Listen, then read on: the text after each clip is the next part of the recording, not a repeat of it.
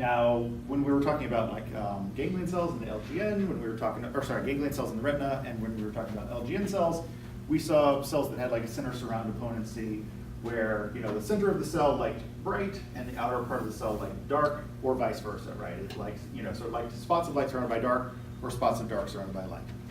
So we kind of have a similar thing in our color processing system. So if you can imagine the receptive field for a cell that is called single opponent cell, and we'll see why that is called that way in just a second.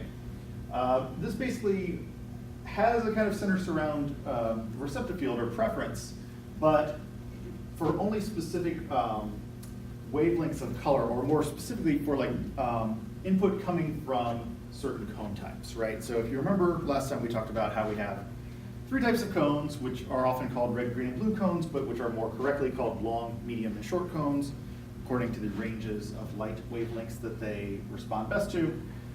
So for example, you might have a cell in your nervous system that receives input, or sort of prefers input, from long wavelength cones, which would be, roughly speaking, red wavelengths in the center of its receptive field, and does not like in the surround. It's not that it doesn't like that same thing in its surround. What it doesn't like in its surround is medium wavelengths, right? Which would be roughly corresponding to greenish wavelengths of light, right? So it responds best when it has red wavelengths occupying the center of its receptive field and green wavelengths around the outside of its receptive field, right? So if you think about kind of what kinds of things this cell would like to respond to, right? So if you project all green light into the cell's receptive field, it would not like that at all, right? Because it does not have any red light coming into the center of its receptive field, and it also has lots of green light coming into the outside of its receptive field. So both of those, so it doesn't have any of what it likes in the center,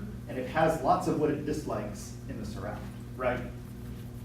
Now, a little bit better than that would be if the receptive field were, if your eyes were pointed in such a way so that the receptive field fell on this part of this image, right? So now it's mostly the same as over here, but you have less green light in the surround of this receptive field, right? Because the cell does not like green light in the exterior, so in the surround of its receptive field.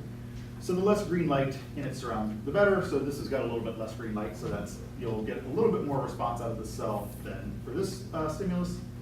Even better than that would be, of course, if the cell's receptive field, if you moved your eyes so that the cell's receptive field fell on this part of the image. So now you've got very little green in the surround, right? So that's even better, right? And moreover, you now also have long wavelengths or red wavelengths falling into the center of the cell's receptive field, right? So the cell would respond quite a bit to this because it has a lot of what it likes in the center and not much of what it dislikes in the surround.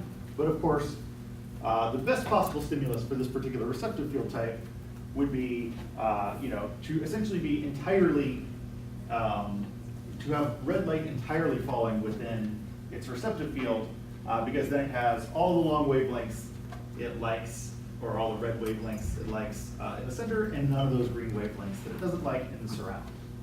Now, technically speaking, so in other words, the best stimulus for this cell would basically be a purely red dot, essentially, right? Now, technically speaking, when we're drawing it here, this is actually not the best stimulus for this cell, so like the way the red dot is drawn here, because on the slide, the red dot is surrounded by a white background, and as we learned last time, like white is actually made up of a combination of many different wavelengths of light.